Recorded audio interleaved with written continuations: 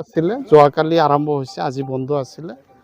তো কিছুমান গুৰুত্বপূৰ্ণ কাম আৰম্ভ কৰিবলগীয়া আছিলে, সেইকাৰণে আজি সমষ্টিত আহি ৪-৫টামান কামৰ শুভাৰম্ভ কৰিলোঁ। তাৰ মাজত আমাৰ ঐতিহ্যপূৰ্ণ চাকলা উচ্চতৰ মাধ্যমিক বিদ্যালয়, য'ত 79 ইয়াৰ ইতিমধ্যে হৈ গৈছে, 79 বছৰ পাৰ হৈছে, তাৰ আন্তঃগাঁথনি জহিক হৈ গৈছে। তো এটা বিল্ডিঙৰ যাতে কমচে কম ৰিপেয়াৰিং কৰিব পাৰে, তাৰ কাৰণে 3 লাখ টকাৰ অনুদান আগবঢ়োৱা হ'ল। ইতিমধ্যে আগবঢ়োৱা হৈছে, ফাণ্ড ৰিলিজ হ'ল। আৰু নাম্বাৰপাৰা পাৰ্ট 2 হাইস্কুলত মানে শ্ৰেণীকোঠাৰো অভাৱ বা যিখিনি আছে কোঠা আছে তাতো জহিক হৈ গৈছে।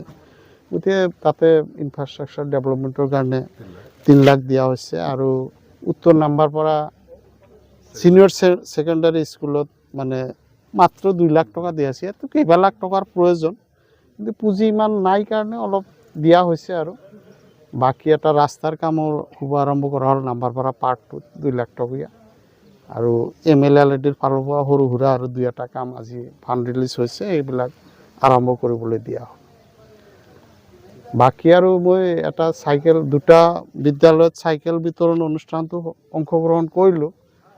তাতে আমাৰ প্ৰায়তো মুখ্যমন্ত্ৰী তৰুণ গগৈ ডাঙৰীয়া চাইকেল বিতৰণৰ ছাত্ৰ ছাত্ৰীসকলক উৎসাহিত কৰাৰ কাৰণে যি চাইকেল বিতৰণ ছিষ্টেম আনিছিলে, তাৰ ধাৰাবাহিকতা আজিৰ তাৰিখলৈকে অব্যাহত আছে।